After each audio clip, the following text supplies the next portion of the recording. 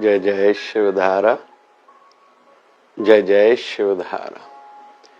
किसी भी कार्य की सिद्धि के लिए, चाहे फिर आध्यात्मिक किसी को सिद्धि पानी है या संसारी उन्नति तरक्की करनी है, 3 बिंदुओं का होना जरूरी है। हम लोग सफलता, कामयाबी चाहते हैं तो 3 बातों का होना जरूरी है। सबसे पहले है इच्छा शक्ति। हमारे मन में डीप डिजायर हो, इच्छा प्रबल हो। किसी चीज को पाने के लिए एक जुनूनी हद तक इच्छा होनी चाहिए।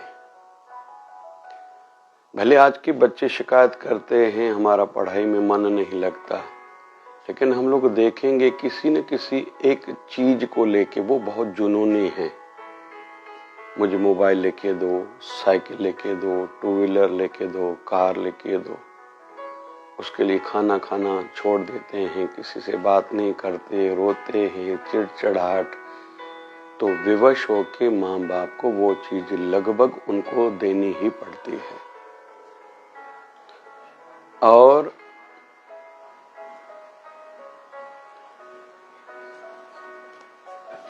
गृहिणी चाहती है कि मेरा मान बढ़े, लेकिन मान को भी वैसे उपाय तो कई हैं। हर जो हाउसवाइफ है इज्जत चाहती है तो सेवा दिल से करे, नम्रता भाव हो, सॉफ्टनेस हो, स्वभाव में कोमलता हो, नेचर में। और उपाय हम लोग बोलते हैं, रात को जब रोटी पूरी घर की बन जाए तो तवे को साफ करके थोड़ा कच्चा दूध छटक दे, और साल में एक तवा किसी मंदिर में, रोटी बनाने वाला तवा नया लेके किसी मंदिर में दान करने से उनके घर में इज्जत बढ़ती है। लेकिन अभी विषय चल रहा है कि उतना जुनूनी हद तक उनको ये विचार है क्या। फिर धंधे वाले भाई, हम पैसा कमाना चाहते हैं, ये इच्छा तो सबकी है, लेकिन प्रबल इच्छा वाले काम को काम ही समझते हैं। काम पर जाना है, फजूल की बातों से, कामों से, फजूल के व्यक्तियों से, स्थानों से वो खुद को बचाते हैं जहां उनका टाइम बर्बाद होता है। फिर वो नहीं देखते कि सबकी शादी में जाना ही चाहिए, सबकी इनविटेशन पर जाना ही चाहिए। वो मुख्य लक्ष्य रखता है, मुझे धंधे में आगे बढ़ना है, पैसा कमाना है। ऐसे ही आध्यात्मिक यात्री जो भी हैं, लगभग आध्यात्मिकता वाले क्षेत्र में आ गए। इच्छा कहीं तो भी है, सत्संग सुना, कथा सुना, गुरु शरण में रहे, संत शरण में गए कि मैं आध्यात्मिक सिद्धि पाऊं, लेकिन वो जुनूनी हद तक नहीं है। तो वो बढ़े तो संसारी उन्नति चाहते हैं या आध्यात्मिक उन्नति चाहते हैं, जो हमारी इच्छा है, पहले इच्छा जगे फिर बढ़े। उसके लिए क्या करना चाहिए?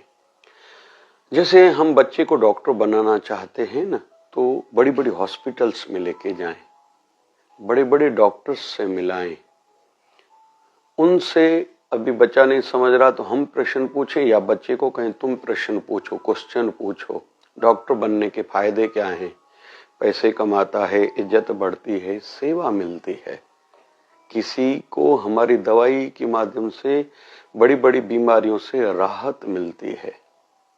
तो बच्चा ये सुनेगा, देखेगा, उसके मन में अट्रैक्शन, आकर्षण उत्पन्न होगा और वो डॉक्टर बनने के लिए तैयार हो जाएगा। ऐसे ही इंजीनियरिंग में हम लोग उसको भेजना चाहते हैं, सीए कराना चाहते हैं, अपने धंधे पे या नौकरी पे हम उनको लगाना चाहते हैं, तो वो बार बार दिखाएं, सुनाएं या ऐसा कुछ पढ़ाएं जिससे उनके मन में आकर्षण बढ़े।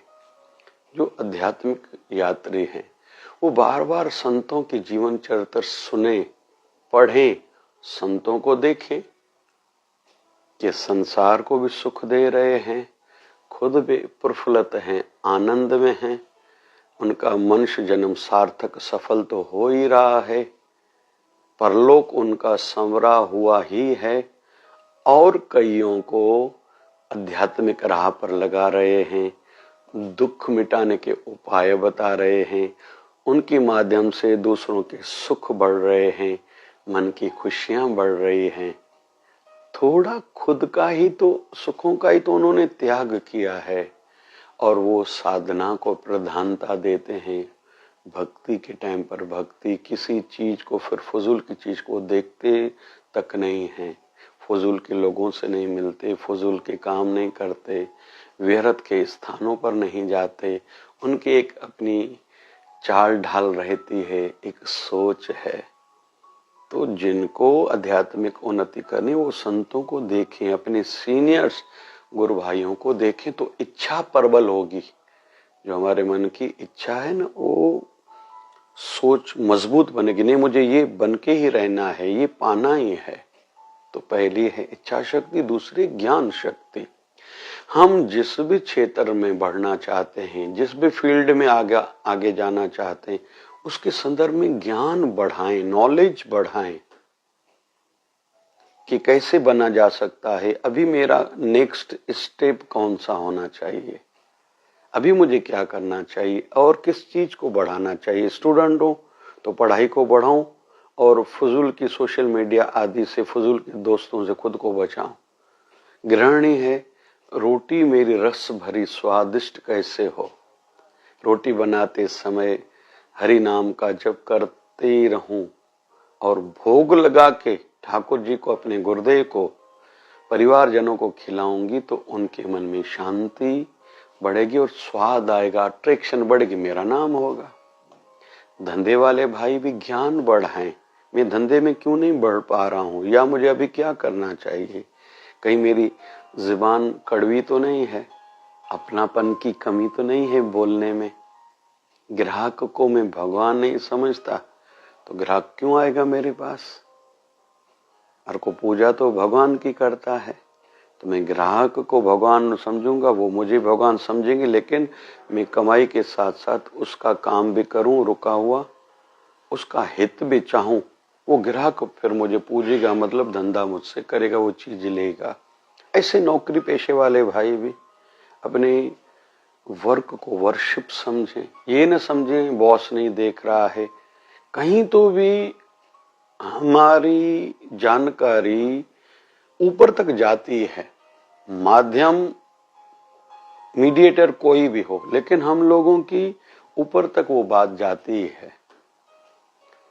तो आध्यात्मिकता में भी ज्ञान बढ़ाएं, जीवन चरित्र संतों के पढ़ें, संतों के संग में रहें, उनको देखें, स्थानों पर जाएं, साधना बढ़ाएं, कथा सत्संग तो मैं कहता हूँ रोज ईयरफोन डाल के रात को सोते समय हर कोई सुने, गृहिणियों को या जिन भी वृद्ध जनों को या जिनके पास समय है दिन को सुने। 20 मिनट तो हर किसी को, वैसे कहते हैं 24 घंटे में से 24 मिनट हर कोई अपने शरीर को दे, 24 मिनट अपने मन की शुद्धिकरण के लिए, ध्यान के लिए, भजन के लिए दे, और 24 मिनट कम से कम अपनी साधना को दे, जिनको आगे सच में बढ़ना है। तो ज्ञान पहले इच्छा शक्ति, फिर ज्ञान शक्ति, फिर क्रिया शक्ति। जो सुना, समझा, देखा, पढ़ा, अभी वो करने में देरी न करें। बहुत लोग आलस्य करते हैं, कल पर टालते हैं, छोड़ देते हैं, सुना अनसुना करते हैं, देखा अनदेखा करते हैं। लेकिन जो हमने सुना, देखा, पढ़ा, समझा, किसी ने सिखाया, अभी वो करने में देरी नहीं करें। बहुत लोगों की क्रिया शक्ति कमजोर रहती है। बच्चों को बुजुर्ग तो सिखाते हैं, हमारे बड़े भाई, बड़ी बहन, घर के बुजुर्ग जो भी हैं, सब सिखाते, समझाते हैं। आध्यात्मिक स्थानों पे सीनियर्स जो हमारे गुरु भाई, गुरु बहन है, वो सिखाती, समझाती, इशारे देती हैं। अरे हमारे गुरुदेव कदम कदम पर हमारा मार्गदर्शन कर रहे हैं, समझा रहे हैं, सिखा रहे हैं। हम लोग उस ओर ध्यान नहीं देते। अरे इच्छा शक्ति मजबूत हो ना तो क्रिया शक्ति को मजबूत बना के ज्ञान शक्ति के माध्यम से हम आगे बढ़ सकते हैं। एकलव्य गया है अपने गुरु के पास, गुरु द्रोणाचार्य के पास, मुझे भी शस्त्र विद्या सिखाइए। गुरु ने कहा मैंने संकल्प लिया है केवल ऊंचे कुल के बच्चों को सिखाऊंगा, तुम वैसे परिवार से नहीं हो। तो कहीं तो भी एक तो इच्छा शक्ति प्रबल थी, अपने गुरुदेव की प्रतिमा मट्टी की मूर्ति बनाई, उसकी पूजा की, आह्वान किया और उनकी मूर्ति के माध्यम से सीखना प्रारंभ किया। फिर आगे चल के जब गुरु द्रोणाचार्य ने पांडवों में से अर्जुन को कहा था सामने कुत्ता भौंक रहा, ऐसा तीर चलाओ कि कुत्ते का मुंह बंद हो जाए, नहीं कर पाया। उससे पहले ही अर्जुन करे कि उससे पहले किसी ने तीर लगाया, कुत्ते का मुंह बंद हो गया। गुरु द्रोणाचार्य ने कहा ये विद्या तो मैंने और किसी को सिखाई नहीं। जब जाके देखा, पूछा तुम्हारा नाम क्या, बोले एकलव्य। ये विद्या किससे सीखी, बोले आपसे।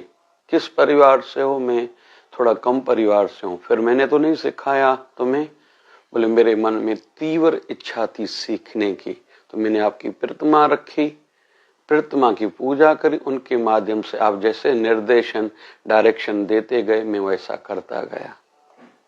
तो क्रिया शक्ति मजबूत थी, वो बगैर गुरु के सामने शरीर होते हुए भी सीख गया।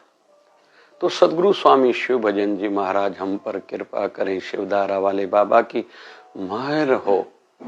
हम लोग अपनी इच्छा शक्ति को भी मजबूत बनाएं, अच्छे स्थानों पर जाएं, अच्छा देखे सुने पढ़े, फिर ज्ञान बढ़ाएं उस संदर्भ में, फिर क्रिया जो सीखा समझा सुना वो करने में देरी नहीं करें, हमें सफलता जरूर मिलेगी, संसार में भी आध्यात्मिकता में भी। जय जय शिवधारा।